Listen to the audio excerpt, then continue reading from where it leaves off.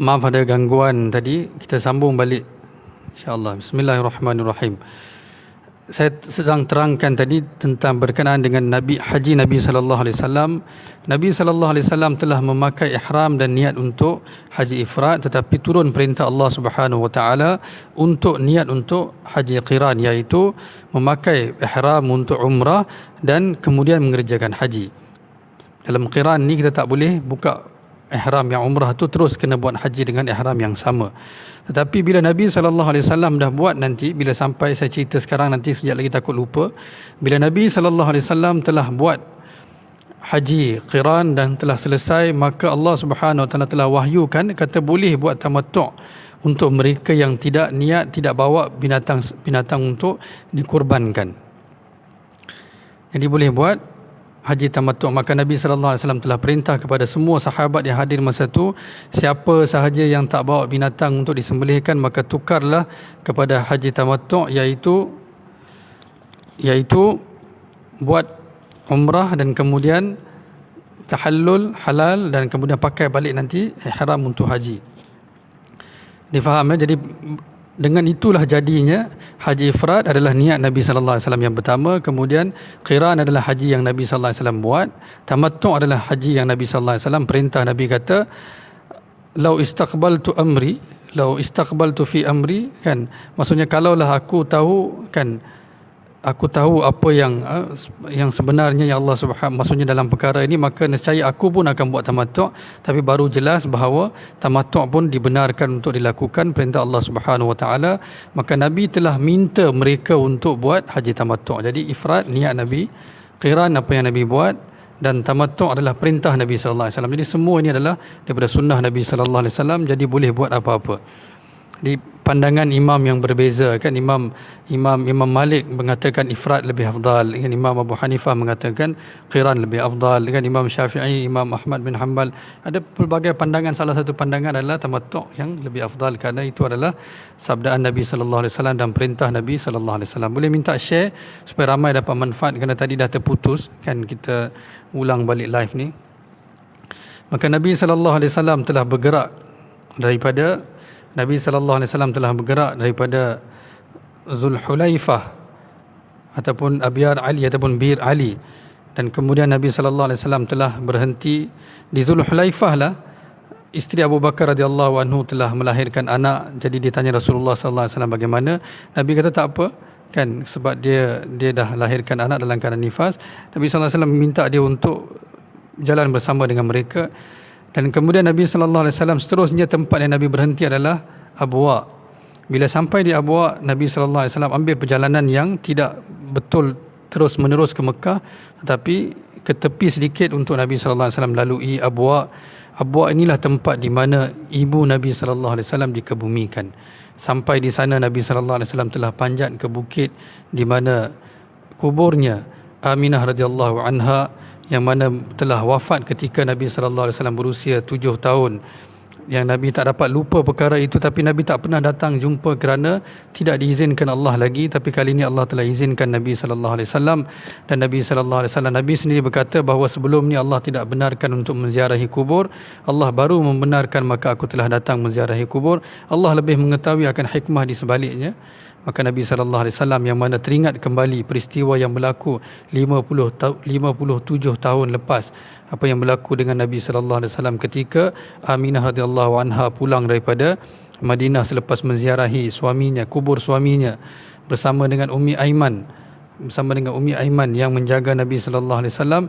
Dalam perjalanan pulang, Aminah radhiyallahu anha telah jatuh sakit dan tak dapat lagi untuk dia mengawal dirinya. Dan dia telah ungkapkan kata-kata akhir kepada Nabi sallallahu alaihi wasallam sebagai nasihat yang Nabi ingat, iaitu kullu hayyin mayyit kullu jadidin mal wa qad waladtu tuhra. Setiap yang hidup pasti akan mati. Setiap yang baru pasti akan jadi buruk. Setiap yang muda pasti akan jadi tua. Dan aku telah lahirkan anak yang suci yang bakal sebarkan kebaikan,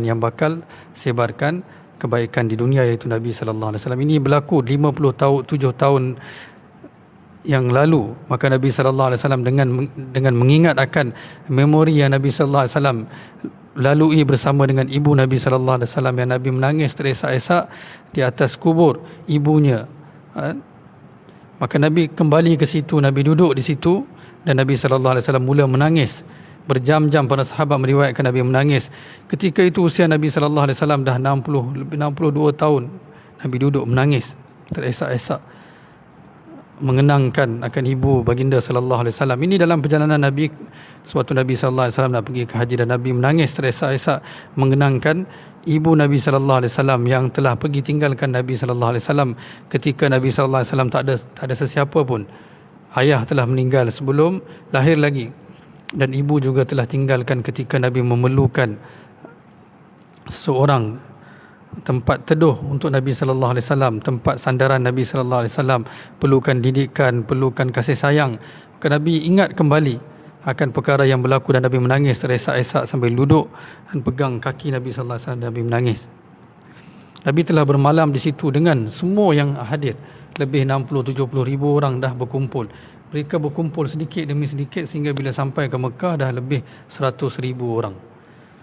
Jadi bila Nabi sallallahu alaihi wasallam, maka Nabi telah teruskan perjalanan, di mana selepas itu kan peristiwa-peristiwa kecil berlaku seperti Ummul Mukminin Aisyah radhiyallahu anha telah mula uzur. Nabi sallallahu alaihi wasallam masuk, Nabi lihat Aisyah tengah menangis dalam khemah dan Nabi tanya kenapa? Nabi tanya anafisti, maksudnya adakah engkau dah mula uzur? Maka dia kata ya. Dia kata kenapa menangis?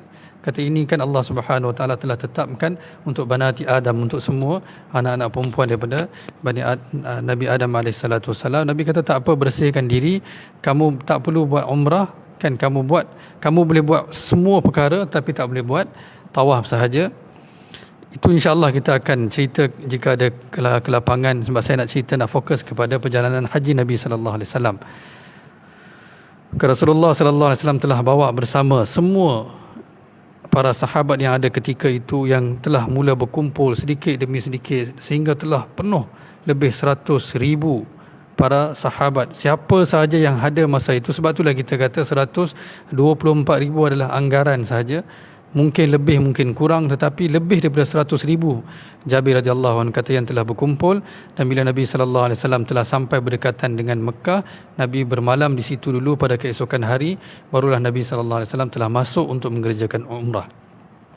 Ketika Nabi pakai ihram di Zulhulaifah tadi, Nabi sallallahu alaihi wasallam telah pakai wangian. Aisyah radhiyallahu anha pakaikan wangian kepada badan Nabi sallallahu alaihi wasallam yang tak boleh pakai di atas ihram. Sebelum niat ihram boleh pakai di atas badan, dan Nabi sallallahu alaihi wasallam telah pakai minyak di rambut Nabi, dan Nabi letak madu supaya rambut Nabi sallallahu alaihi wasallam tak bagi Nabi bagi rambut tersusun. Dengan begitu detail sekali Jabir radhiyallahu anhu meriwayatkan, menceritakan perkara ini. Dan juga banyak riwayat-riwayat lain tentang hajjatul wida', haji Nabi sallallahu alaihi wasallam. Bila Nabi sallallahu alaihi wasallam sampai, Nabi sallallahu alaihi wasallam telah buat tawaf. Nabi telah buat tawaf, 4 tawaf Nabi sallallahu alaihi wasallam buat dengan laju, dan seterusnya Nabi jalan dengan perlahan. Dan selepas habis tu Nabi solat 2 rakaat di maqam Ibrahim, dan Nabi baca ayat wattakhidhu min maqami Ibrahim musalla, bahawa jadikanlah tempat maqam Ibrahim ni tempat solat. Ini umrah Nabi sallallahu alaihi wasallam. Ini umrah Nabi sallallahu alaihi wasallam.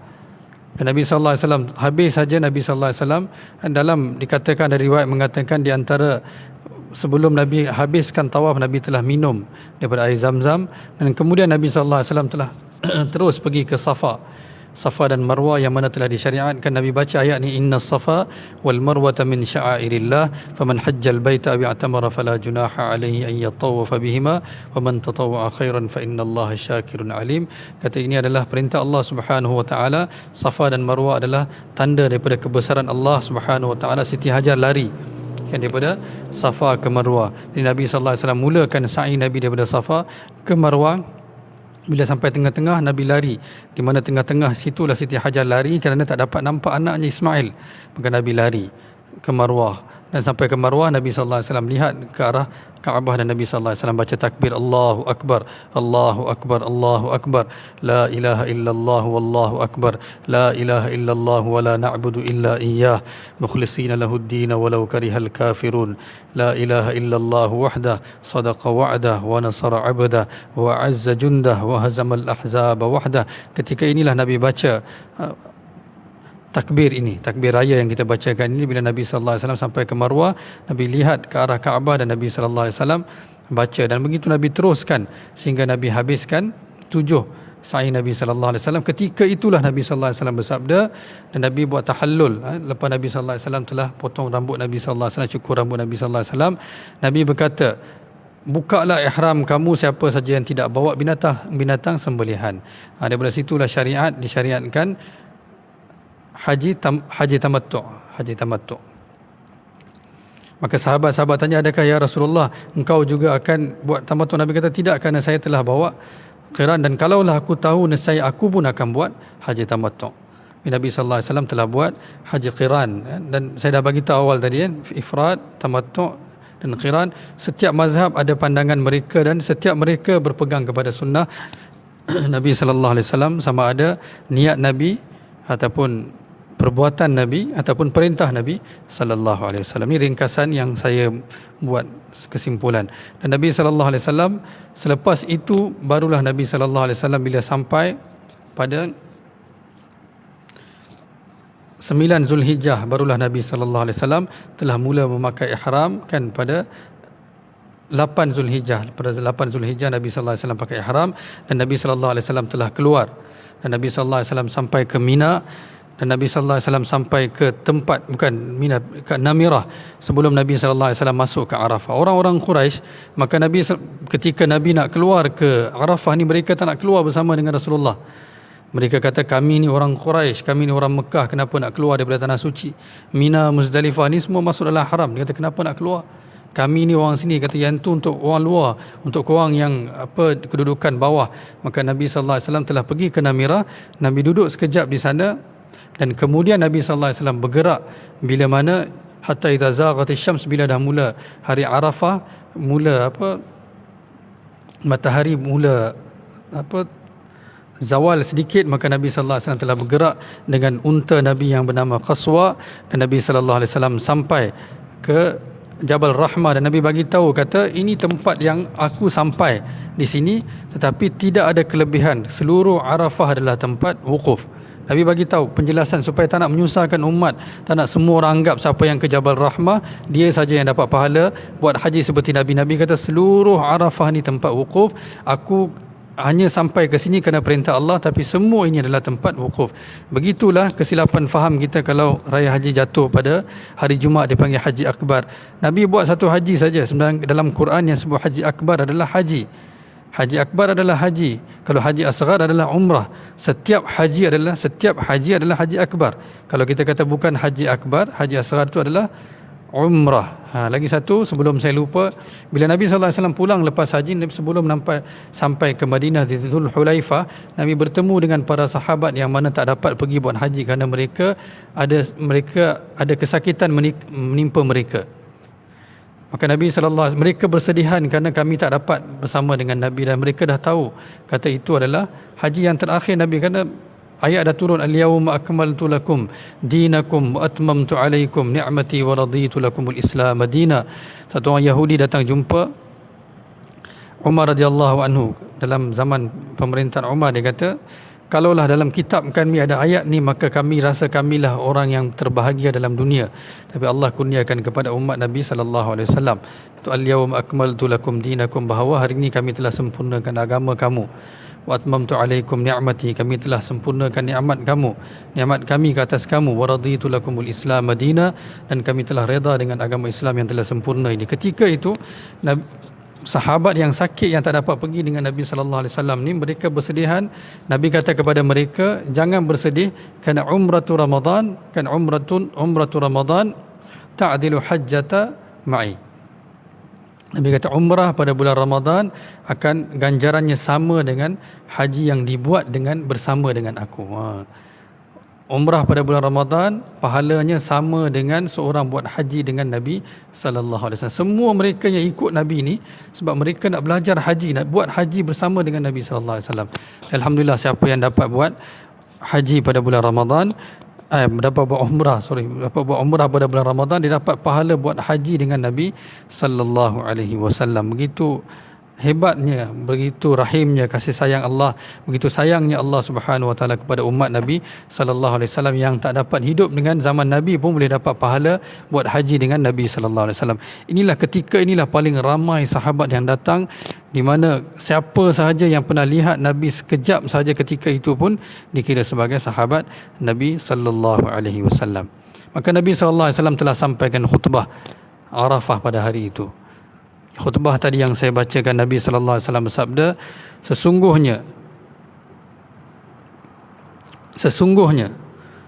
sesungguhnya darah kamu, nyawa kamu, harta kamu haram ke atas kamu seperti mana haramnya hari ini, seperti mana haramnya bulan ini, seperti mana haramnya tempat. Haram maksudnya haram daripada perkara-perkara yang Allah larang. Dengarlah, ni Jabir radhiyallahu anhu bagi tahu, ini khutbah Nabi sallallahu alaihi wasallam. Ala kullu syai'in min amril jahiliyyati tahta qadami ya mawdu'. Nabi kata, dengarlah, setiap perkara jahiliyah telah mawdu', telah terbatal di bawah kaki aku ini. Nabi isyarat. Dan begitulah penumpahan darah yang berlaku di zaman jahiliyah juga terbatal, mawdu'atun. Dan pertama sekali yang aku maafkan adalah dima bunu Rabi'ah, iaitu darah ataupun nyawa anak ibni Rabi'ah bin Harith, iaitu anak kepada pakcik Rasulullah sallallahu alaihi wasallam, anak kepada sepupu Nabi sallallahu alaihi wasallam. Harith adalah pakcik Harith bin Abdul Muttalib, yang mana dia berada di kalangan Bani Sa'ad dan Huzail telah bunuh dia.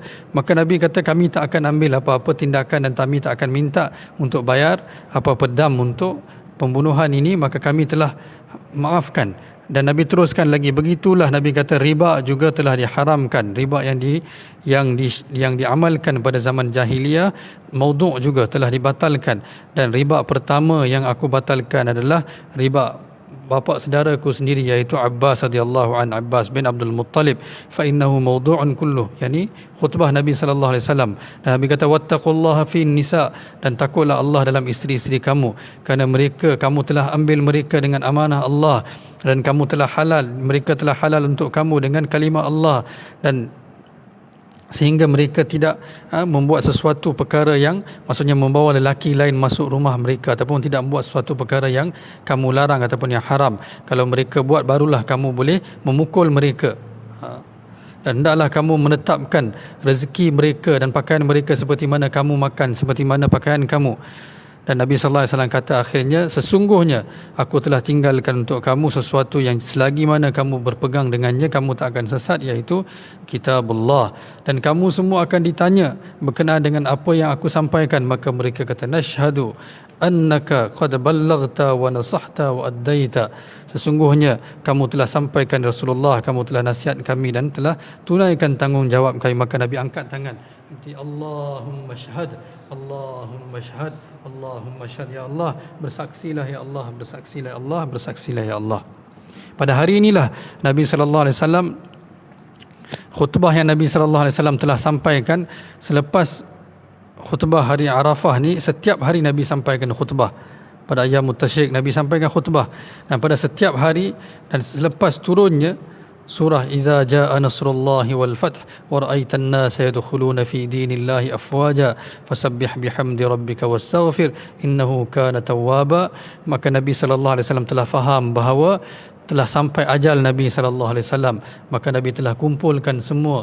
Dan kali ini khutbah Nabi sallallahu alaihi wasallam tidak memerlukan pembesar suara. Sebelum tu Nabi pakai pembesar suara, iaitu orang, bukan mikrofon. Iaitu Nabi bagi tahu sesuatu, orang lain yang duduk jauh yang dengar, dia akan sampaikan kepada orang seterusnya. Sebab ramai bilangan yang datang tu. Tapi bila Nabi dapat wahyu ni, iza jaa nasrullah, maka khutbah itu sahabat meriwayatkan, kata kami yang dalam khemah kami berjauhan semua dapat dengar.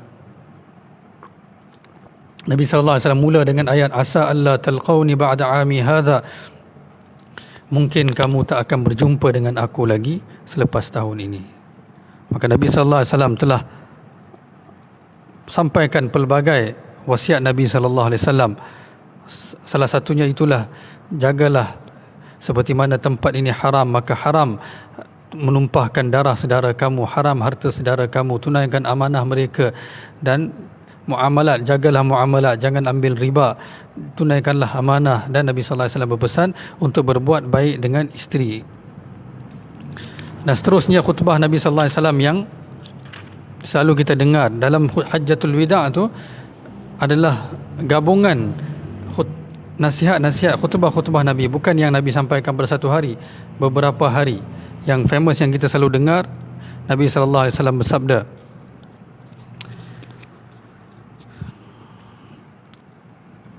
Ya ayuhan nas, inni qad taraktu fikum ma in akhadtum bihi lan tadillu. Kata, aku telah tinggalkan sesuatu dengan kamu, selagi mana kamu berpegang dengannya kamu tak akan sesat.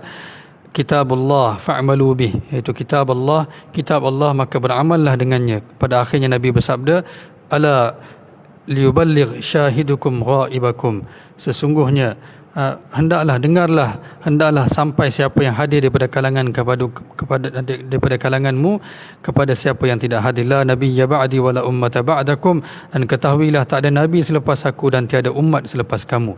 Kemudian Nabi angkat tangan dan Nabi kata, Allahumma syahid, ya Allah bersaksilah. Kedua, Nabi sallallahu alaihi wasallam khutbah yang kita selalu dengar, Nabi sallallahu alaihi wasallam mulakan dengan perkataan yang sama, asa alla talqauni ba'da ami hadza, mungkin kamu tak akan bertemu lagi selepas ini. Para sahabat kata, kami semua mengucap selamat tinggal kepada Nabi, tapi kami tak terfikir ucapan Nabi sallallahu alaihi wasallam ini ketika itu menunjukkan, kata Nabi, tak lama lagi akan pergi tinggalkan kita semua, tinggalkan kami semua. Kami tak terfikir pun.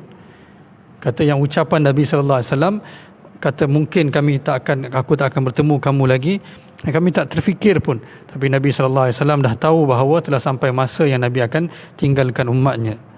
Jadi selepas Nabi sallallahu alaihi wasallam habis haji, Nabi pergi ke Multazam dan Nabi sallallahu alaihi wasallam pegang kain Kaabah dan Nabi menangis teresak-esak punya panjang doa Nabi sallallahu alaihi wasallam. Itu belum lagi doa Nabi sallallahu alaihi wasallam di padang Arafah. Selepas Nabi khutbah ni, Nabi solat jamak Zuhur dan Asar, dan kemudian Nabi sallallahu alaihi wasallam doa Nabi sallallahu alaihi wasallam hari itu berjam-jam Nabi angkat tangan doa. Dan Nabi sallallahu alaihi wasallam bersabda, semua doa-doaku pada hari itu untuk umatku Allah perkenankan kecuali doa Nabi sallallahu alaihi wasallam bagi orang yang menzalimi orang lain. Allah kata, orang yang menzalimi orang lain tak akan Allah ampunkan selagi orang yang dizalimi itu tidak mengampunkannya. Nabi doa lagi kan, untuk penzalim juga Allah Subhanahu wa taala ampunkan. Itulah doa Nabi sallallahu alaihi wasallam. Susah Nabi sallallahu alaihi wasallam, bukan Nabi tak makan apa pun sehingga sahabat sangka Nabi berpuasa hari itu. Nabi tak puasa. Maka Ummi Fadal, isteri kepada Abbas radhiyallahu anhu, dia hantar semangkuk susu Nabi minum. Maka barulah mereka sedar Nabi tak puasa pun, Nabi tak makan apa. Nabi hanya angkat tangan, tak berhenti, berjam-jam. Ada riwayat mengatakan 6 jam Nabi doa berterusan. Kita hanya mampu berdoa berapa minit, 5 minit, 10 minit. 6 jam Nabi angkat tangan doa pada hari Arafah, dan semua doa itu adalah untuk umat Nabi sallallahu alaihi wasallam. Dan khutbah Nabi sallallahu alaihi wasallam pada hari itu, pada hari seterusnya, khutbah Nabi sallallahu alaihi wasallam yang masyhur, ayyuhan nas, wahai manusia, inna rabbakum wahid. Ini semua pesanan Nabi, sebab Nabi dah tahu Nabi akan pergi tinggalkan kita, dan Nabi nak ingatkan kita tentang semuanya, tentang hukukul ibad, hak antara manusia. Nabi bersabda, ya ayyuhan nas, wahai manusia, inna rabbakum wahid, sesungguhnya Tuhan kamu satu, wa inna abakum wahid, dan ayah kamu juga, bapa kamu juga satu. Ala la fadla li arabiyyin ala ajamiyyin, sesungguhnya tidak ada kelebihan orang Arab ke atas orang Ajam. La wala li ajamiyyin ala arabiyyin, tidak ada kelebihan orang Ajam ke atas orang Arab. Wala li ahmar ala aswad, tidak ada kelebihan orang kulit putih ke atas orang kulit merah, kulit hitam. Tidak ada wala li aswad ala ahmar, tidak ada kelebihan orang kulit hitam ke atas orang kulit putih. Illa bittaqwa, kecuali dengan ketakwaan seseorang itu. Inna akramakum indallahi atqakum, yang paling mulia di kalangan kamu adalah yang paling bertakwa. Dan Nabi tanya kepada sahabat, ala hal ballaghtu, telahkah aku sampaikan semuanya kepada kamu? Maka sahabat kata, ya Rasulullah. Maka Nabi kata, fal yuballigh asyahidul ghaib, hendaklah yang hadir ini sampaikan kepada mereka yang tidak hadir. Ini nasihat Nabi sallallahu alaihi wasallam, nasihat Nabi sallallahu alaihi wasallam kepada umat sebelum Nabi sallallahu alaihi wasallam tinggalkan umat Nabi sallallahu alaihi wasallam.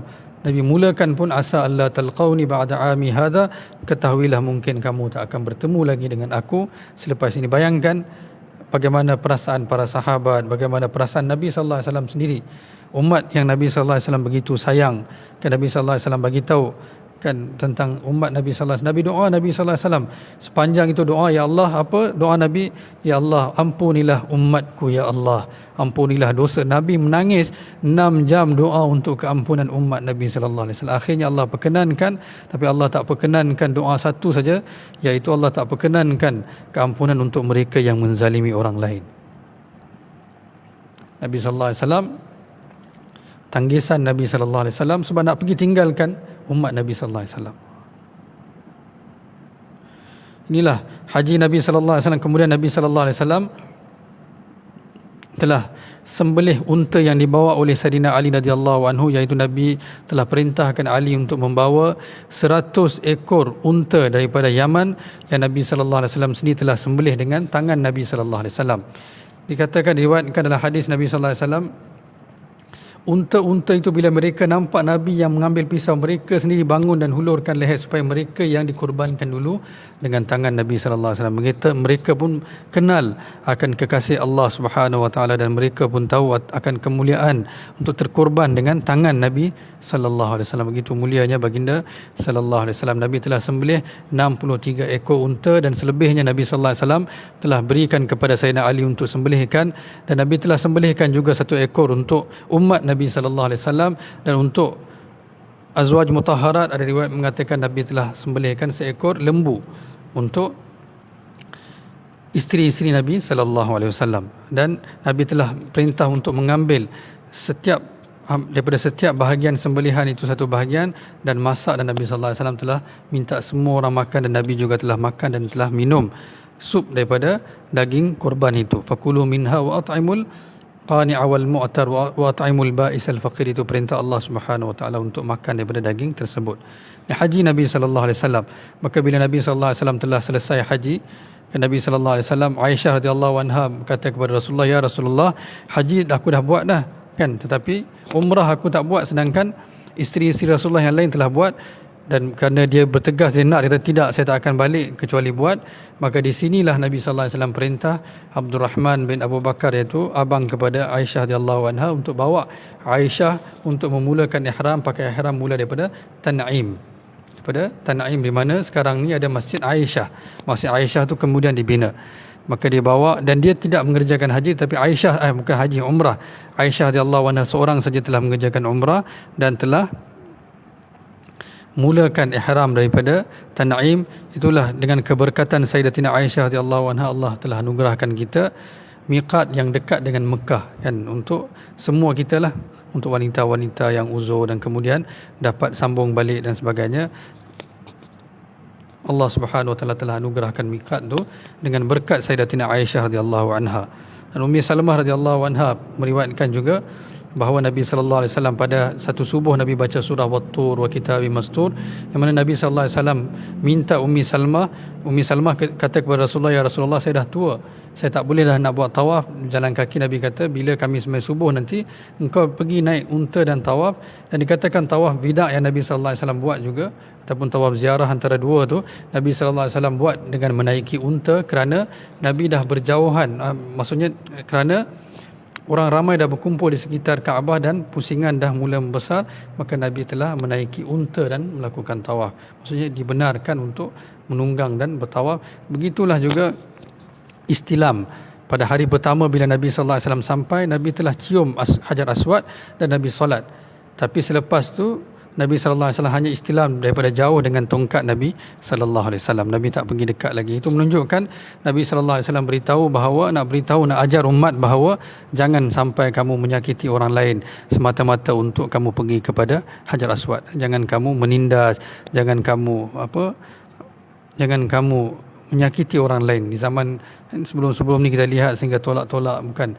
Kalau ada peluang, alhamdulillah. Kalau tak ada, sebab itu Nabi sallallahu alaihi wasallam, bila Nabi sallallahu alaihi wasallam selesai melakukan haji, Nabi kata kepada Banu Abdul Muttalib, kata, keluarkanlah air daripada telaga Zamzam dan berilah minum kepada semua orang. Nabi tak buat. Nabi kata, kalaulah aku buat, maka semua orang akan anggap itu sunnah dan setiap orang akan berebut untuk perkara itu. Maka Nabi sallallahu alaihi wasallam kata, kamu buat dan semua berilah minum, yang penting minum daripada air Zamzam. Itu kasih sayang Nabi sallallahu alaihi wasallam. Pada malam Nabi bermalam di Muzdalifah, Nabi tak solat tahajud tahajud. Sebab kalau Nabi solat mungkin semua akan anggap benda tu sunnah dan mereka dah penat. Nabi nak beritahu bahawa kata tak payah untuk umat. Sedangkan Nabi tak pernah tinggal solat tahajud, tapi malam tu Nabi tinggalkan supaya tak jadi, maksudnya sunat yang mana Nabi SAW buat, maka orang ramai yang penat, yang tak dapat buat ni kasih sayang Nabi SAW.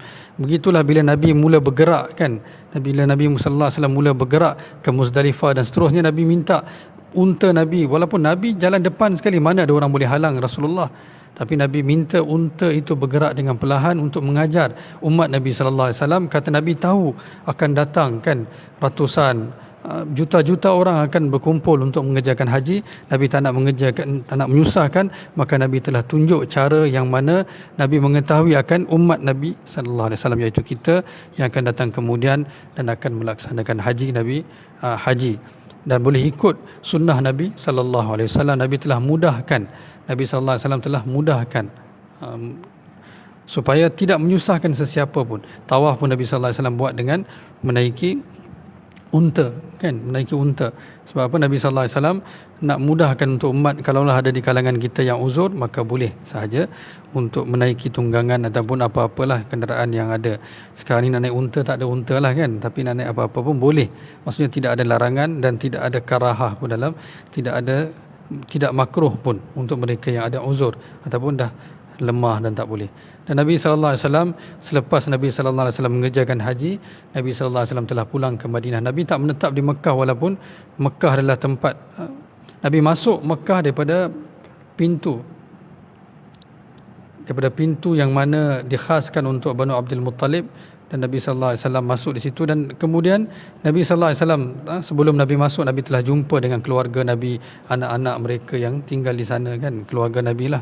Dan Nabi telah pulang ke Madinah seperti mana saya sebut tadi. Bila Nabi sampai ke Zulhulaifah balik, Nabi bertemu dengan para sahabat yang mereka tak dapat pergi bersama Nabi SAW, mereka sedih. Maka Nabi telah sampaikan hadis ini yang saya bacakan tadi, iaitu umratu Ramadan, umrah pada Ramadan ta'dilu hajjatan ma'i, iaitu sama dengan mengerjakan haji bersama dengan aku. Alhamdulillah, Allah telah anugerahkan kepada kita semua. Jadi haji ini adalah kan, kita maksudnya tinggalkan semua dunia kita untuk pergi semata-mata untuk keredaan Allah. Tinggalkan semua. Sebab itulah tak boleh kita sikat rambut, tak boleh kita bunuh kutu rambut pun tak boleh kan. Sikat takut gugur kan, tak boleh. Dalam keadaan lupakan semua, jangan fikir tentang apa-apa, fikir hanya Allah saja. Walillahi 'alan nasi hajjul baiti man istata'a ilaihi sabila.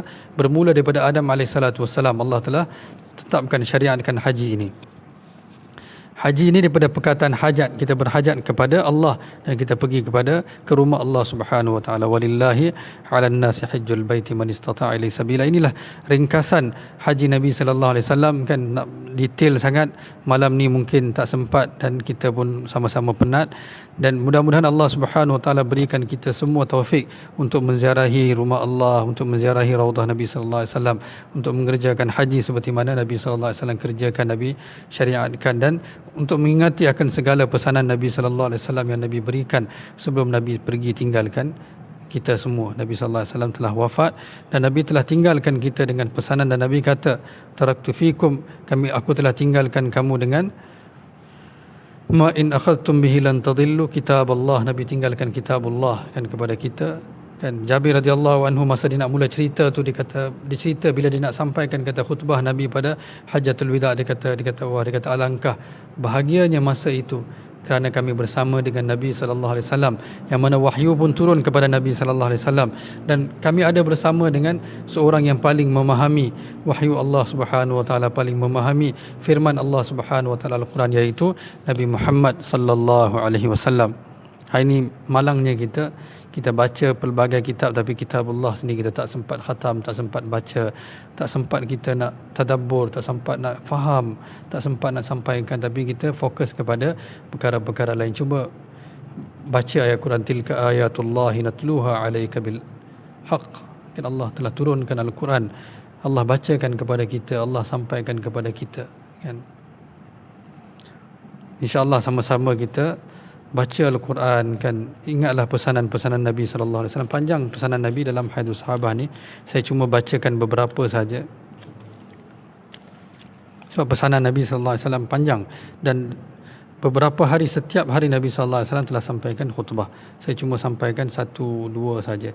Dan pelbagai sahabat yang telah meriwayatkan dengan riwayat yang berlainan, yang ada perbezaan sedikit kan. Ada satu hadis ni, Ani Ummul Husain radhiyallahu anha qalat hajjatu ma'a Rasulillah hajjatul wida' faraitu Usamah wa Bilalan radhiyallahu anhuma. Kata pada haji wida' bila Nabi melakukan haji, aku lihat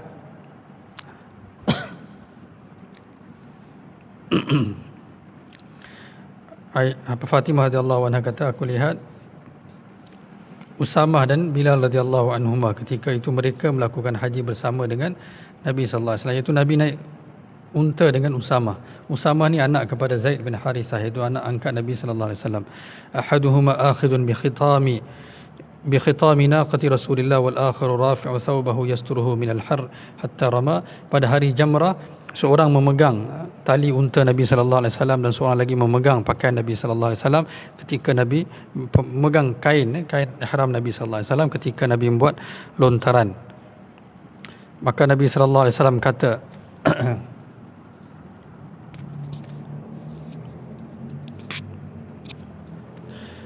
Allahu Akbar, Allahu Akbar, Allahu Akbar, takbir yang Nabi sallallahu alaihi wasallam telah ungkapkan ketika itu. InsyaAllah setakat ini saja yang kita dapat belajar pada malam ini berkenaan dengan perjalanan haji Nabi sallallahu alaihi wasallam. Mudah-mudahan Allah Subhanahu wa taala berikan kita taufik untuk kita beramal dengan setiap sabda Nabi sallallahu alaihi wasallam. Kalau saya nak baca semua yang Nabi sallallahu alaihi wasallam sampaikan ni panjang kan. Jadi insya-Allah setakat ini saja. Mudah-mudahan kita semua mendapat pahala berpuasa pada hari Arafah dan banyakkan takbir dan tahmid pada hari ini. Besok hari juga siapa yang ada Allah Subhanahu wa taala berikan rezeki lebih kan. Kalau dalam mazhab Imam Abu Hanifah kurban itu wajib, tapi bagi kita sunat muakkad, siapa ada lebih buat kurban, kerana itulah amalan yang paling baik di sisi Allah Subhanahu wa taala, yang paling mulia pada hari besok, iaitu pada Yaumun Nahar, dipanggil hari penyembelihan, hari kurban. InsyaAllah. Subhanallah bihamdi, subhanakallahumma wa bihamdika, nasyhadu an la ilaha illa anta nastaghfiruka wa natubu ilaik.